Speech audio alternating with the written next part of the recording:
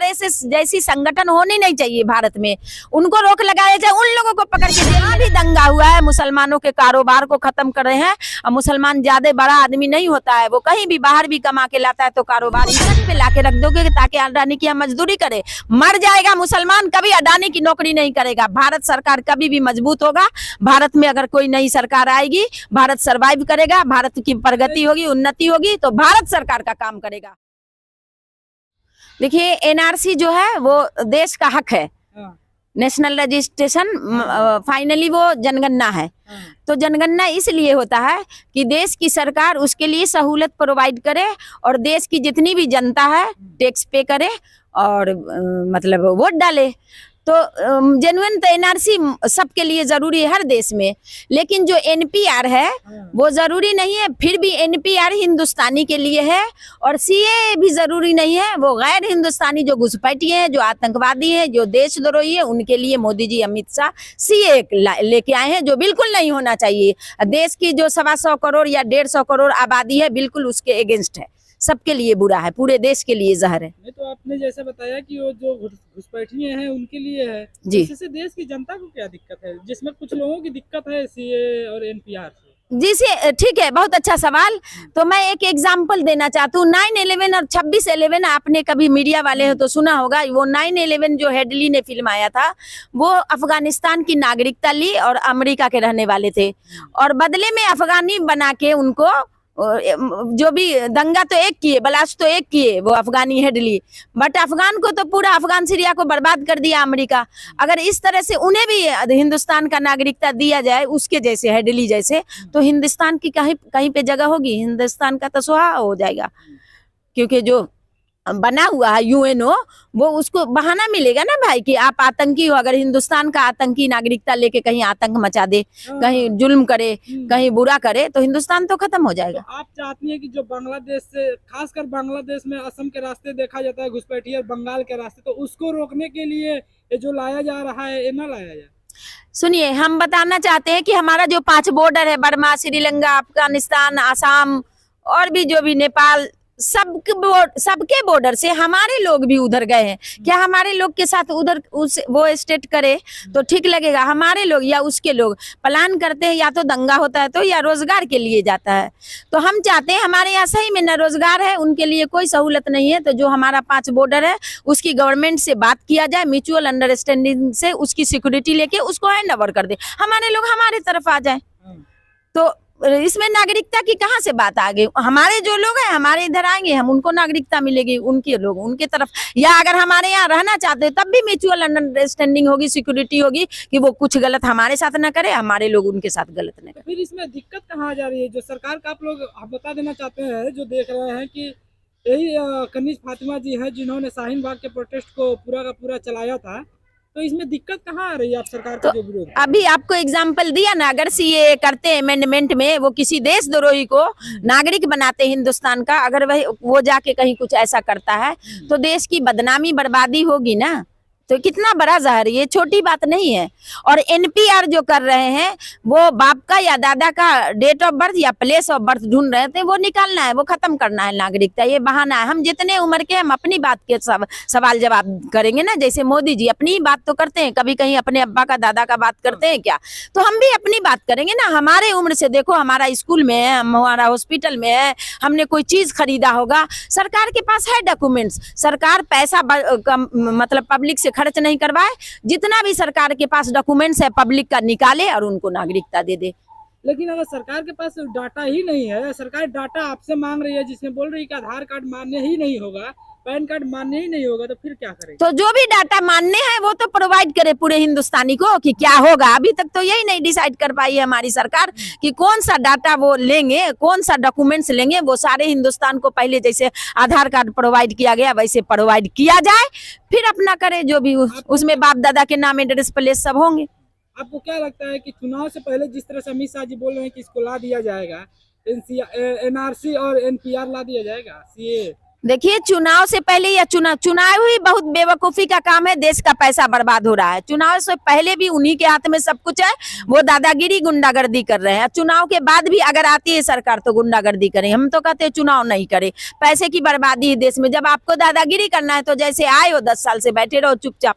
आपको क्या, अरे आप बोल रहे हैं कि इस देश में चुनाव नहीं होना ऑफ चाहिए? कोर्स, चुनाव का क्या फल मिलता है? हर जगह से देखो, छत्तीसगढ़, मध्य प्रदेश और राजस्थान से जीती थी कांग्रेस और मनोबल लोगों का बढ़ रहा था। पब्लिक जान रही थी कि कांग्रेस को हमने दिया है। राहुल जी जब कनेक्ट हुए लोगों से तो कांग्रेस को आशीर्वाद दिया गया, राहुल जी को, और उनको भी उतना ही वोट है और वो बीजेपी को भी उतना ही वोट है। इतनी आबादी होती है क्या? पब्लिक बेवकूफ नहीं है।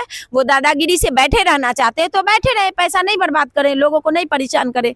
अच्छा, आप लोग बिल्कुल डिमोरलाइज हो गए हैं। हाँ, चुनाव से बिल्कुल विश्वास उठ गया है। उठ गया है चुनाव से विश्वास, क्योंकि जीतता कोई है और आते मोदी जी। इस बार क्या लगता है इस आपको?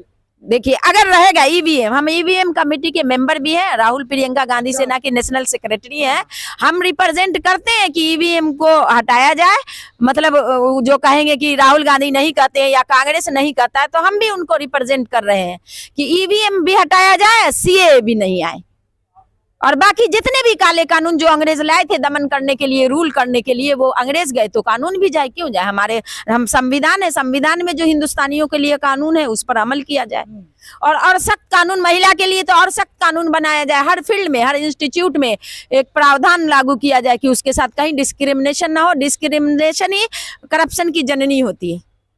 अच्छा, एक सवाल और हम करना चाहेंगे कि जो आप देख रही थी, जो महिला आरक्षण एक तिहाई दिया जा रहा है संसद में, इसको 2029 तक बताया जा रहा है कि उसके बाद ही ये लागू इम्प्लीमेंट हो पाएगा। क्योंकि तब तक वो सोच रहे हैं कि बीजेपी रहेगी तो हम लोगों की कोई कदर नहीं। मणिपुर होगा या जहाँ जहाँ रेप होता है, जलाई जाती है, मारी जाती है, घुमाई जाती है नंगा करके, वो करते रहेंगे। लेकिन प्रधानमंत्री तो संदेश खाली में जाते हैं और फिर बोलते हैं कि ये संदेश खाली की घटनाएं याद रहेंगी इतिहास में। हाँ, इतिहास इस तरह याद करेगा मोदी जी को, हमारी सरकार को, बीजेपी को नहीं। भारत सरकार नहीं कहिए, मोदी जी सरकार को जैसे हिटलर को याद किया जाता था, जैसे मंगोल को याद किया जाता। मंगोल जहां भी जाते थे विनाश करते थे, जगह तक एसेट जला देते थे, लोगों को मार देते थे, कुछ रखते ही नहीं थे। कुछ रखोगे तभी तो उस पर रूल करोगे, वो सर्वाइव करोगे, तो वो सब कुछ विनाश कर देते थे वहाँ। बहुत बड़ी बात बोल रही है। हाँ, प्रधानमंत्री मोदी को हिटलर ऑफ कोर्स यही बोलते हैं, क्योंकि भाई आप एक दमन भी करना है तो लोग रहेगा तभी तो लोग पे रूल करोगे। लोग ही खत्म करो। लाखों लोगों के जो घर जल गए, घर बर्बाद करे, बुलडोज कर दिए, वो लोग सड़क पे बैठे हैं। ऐसे सड़कों वाले लोगों पे रूल करना अच्छी बात है क्या? आप भी अपने जैसे लोगों पे रूल करो ना, तब रूल करने का मतलब मकसद होता है। हर जगह की बात कर रहे हैं, हर जगह की बात कर रहे हैं। हल्द्वानी में आप मीटर बैठा ले हो, पैसा लेते हो, सरकारी बैंक है, स्कूल में बच्चे पढ़ते हैं, सरकारी स्कूल है, फिर किस बिहाफ पर, कौन सा रूल, कौन सा कायदे कानून से वहां बुलडोज किया गया? अच्छा, एक बात मैं और कुछ कंफर्म करना चाहूंगा आपसे। उसमें बताया जा रहा है कि जो रेलवे की जमीन बताई जा रही है, उस रेलवे से पहले से कई 100 सालों से लोग वहाँ रह रहे थे। तो सर बता तो नहीं हूँ, सरकार बसाया ना, मीटर का पैसा दिया जाता है ना वहाँ, टैक्स पानी का पैसा देता, हाउस टैक्स देते हैं ना, तो इतना दिन सरकार क्यों खाई? उसी दिन उजाड़ देती ना। जब इतना दिन से खा रही तो उसके लिए कहीं जैसे जुग्गी हटाते हो तो कहीं उसको सेट करते हो ना, तो उनका कहीं पर कर देना चाहिए सेटलमेंट, फिर हटा देते हैं। अगर सरकार को कुछ बनाना है अडानी के नाम पे तो इनको पहले सेट करोगे ना, कि उनको सड़क पे लाके रख दोगे ताकि अडानी की मजदूरी करे। मर जाएगा मुसलमान, कभी अडानी की नौकरी नहीं करेगा। भारत सरकार कभी भी मजबूत होगा। भारत में अगर कोई नई सरकार आएगी, भारत सर्वाइव करेगा, भारत की प्रगति होगी, उन्नति होगी, तो भारत सरकार का काम करेगा। ऐसा अडानी का काम मतलब क्या, आपका क्या कहना चाहते हैं? नहीं, एक आदमी, हाँ, प्राइवेटाइजेशन पे मैंने बहुत बड़ा लेख भी लिखा। प्राइवेटाइजेशन ही पूरे देश को बर्बाद किया है। वो खेत हथिया लेना चाहते हैं, वो लोगों के कारोबार खत्म हुए। दंगा कभी भी कहीं हुआ, भागलपुर में रेशम का काम था, कहीं ताले का काम था, कहीं कपड़े का काम था, जहां भी दंगा हुआ है मुसलमानों के कारोबार को खत्म कर रहे हैं। और मुसलमान ज्यादा बड़ा आदमी नहीं होता है, वो कहीं भी बाहर भी कमा के लाता है तो कारोबार ही शुरू करता है। चाहे मॉल उल, कहीं दुकान हो, बड़ा शॉपिंग मॉल हो, शुरू करते हैं कि लोग जुड़ जाए उनसे। लेकिन हर जगह वो काम खत्म कर दिए मुसलमान का, और मुस्लिम युवा को जेल में डाल दिए झूठे केस में, तो खत्म हो गए। पूरी फैमिली, पूरा करियर खत्म हो गया। मुसलमान को दहशत में है कि हम अब कैसे आगे बढ़ेंगे। ऐसा नहीं कि मरने से डरते हैं, कि हम आगे कौन सा कदम उठाएं, अब कैसे जिएंगे। जो बड़े कारपोरेटर 2-4 हुए, जो मोदी जी के करीबी दोस्त हुए, वो लोग पैसा बैंक रफ्त करके भाग गए। या अपना सेटअप बाहर बनाए हुए हैं। उन्होंने कभी भारत को सरवाइव नहीं किया, यहाँ कंपनी नहीं खोली, यहाँ इंस्टीट्यूट नहीं खोला ताकि लोगों को रोजगार हो, लोग जुड़े। पढ़ाई भी पढ़ने के लिए आप देखो कितना हेवी अमाउंट लेके बाहर हमारे बच्चे मेडिकल इंजीनियरिंग करने जा रहे हैं। क्या वो पैसा भारत का नहीं है? यहीं पढ़ते, यहीं टैक्स पे करते, यही वो काम करते। वहाँ काम तो नहीं दिया जा रहा है, फिर वहां से भेज दिया जा रहा है। तो वहाँ के पढ़ाई की इतनी अहमियत रहेगी भारत में? भारत में तो अब हर जगह कंपटीशन हो गया कि आप बाहर से कितनी बड़ी डिग्री लेके आते हो तो भारत का कंपटीशन दोगे, क्वालिफाई करोगे।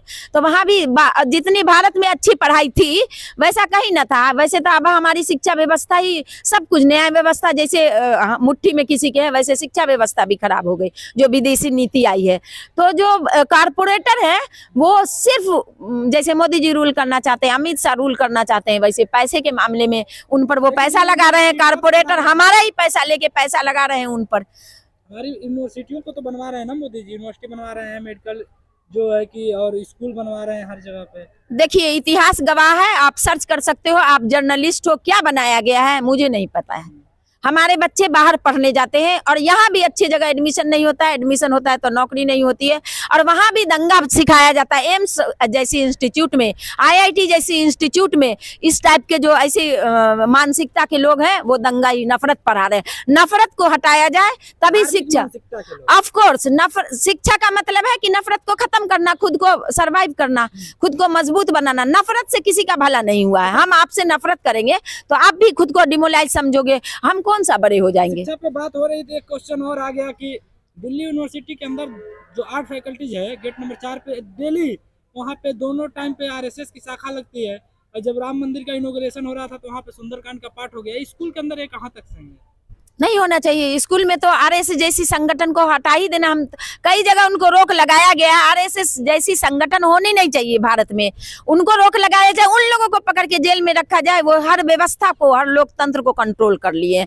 जो 2% लोग हैं इस मानसिकता के, पूरी इंस्टीट्यूट पे कब्जा कर लिए हैं और वहाँ बस नफरत पढ़ाया जा रहा है। जहाँ नफरत ना हो ऐसी चीज पढ़ाई जाए, ऐसी सरकार आए, ऐसे लोग रहे, अमन हो। अमन, एकता, इंसाफ के लिए हमारी लड़ाई है और हर एक इंसान जरूरी है, हर उसके हुकूक जरूरी है।